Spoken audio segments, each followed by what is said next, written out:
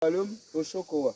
En fait, normalement, on utilise ce bois pour les personnes qui sont anémiées, carence en fer. D'accord. Okay. Vous avez pour un bon remontant sanguin, vous parlez avec l'arbre, prélever l'écorce, vous faites comme faites bouillir, vous buvez comme une tisane. C'est un très bon remontant sanguin. Et il y a certains même produits pharmaceutiques, vous verrez que c'est marqué Cyphocéphalium, pour ceux qui ont par exemple les drépanocytaires et tout ça à la maison. Carence en fer. Voici votre remède. Et ces fruits rentrent dans les mets locaux. Par exemple, chez les Bakota, dans les feuilles de manioc, ils appellent ça soukoutu. C'est du sel indigène. Et dans le Votogoué, dans les feuilles de manioc, les feuilles de, comment on appelle l'onkumu, qu'on appelle le Nietum africanum, de son nom scientifique, ça fait Nkumu au fola. Donc, il y a du coup.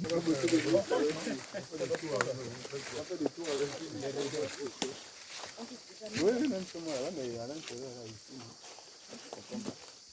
Voilà, donc ici vous avez un grand tazobé de plus de 150 ans. Ils font partie des bois lourds, il est très lourd. Le Gabon s'est doté du trans-gabonais grâce à ce bois. On l'appelle bois de fer, parce qu'on fabrique et traverse le chemin de fer avec lui. Même les caisses de camions, net là, et puis les canters. Avec lui, les ponts forestiers et tout. Beaucoup plus utilisé même en France dans les mines, à Londres dans les quais.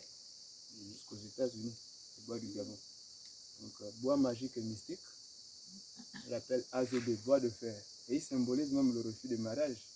Dans certaines familles, quand un papa ne veut pas te donner sa fille, il te pose un dilemme. Il dit prends la hache, il te présente un petit azobé comme ça. Il dit abat-moi ça. Si tu l'abats, c'est que tu es un homme. Et si tu prends ma fille sans même donner la dot, il sait que vous ne pourrez pas. Ici, même avec la tronçonneuse, il n'y a que des intercelles. La hache va aller. Mais sauf que c'est une plante médicinale. Là pourquoi j'ai parlé de bois magique et mystique. Toujours en tisane pour les personnes qui souffrent de maux de dos. En association avec l'écorce de Kevazingo, c'est encore mieux, ça accentue même la guérison. Et aussi les hémorroïdes externes. Voici votre remède. Il est aussi même aphrodisiaque. Donc il se défend. Il se défend. Il se défend, il pèse contre lui. Donc ça va. Mais ne me dis pas que je perds ma barbe. Vous avez les atangatées, non, par exemple, derrière la maison. Voici la tangatée sauvage. Voici. Mais sinon, ils ont la même structure. L'écorce est toujours écaille, ils ont tous la sève. Mais sauf que sa sève est un peu plus particulière. Voilà.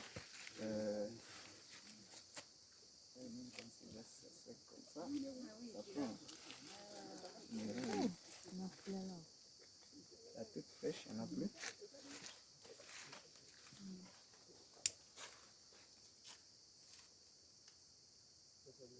Ils sont bons ici en tout cas.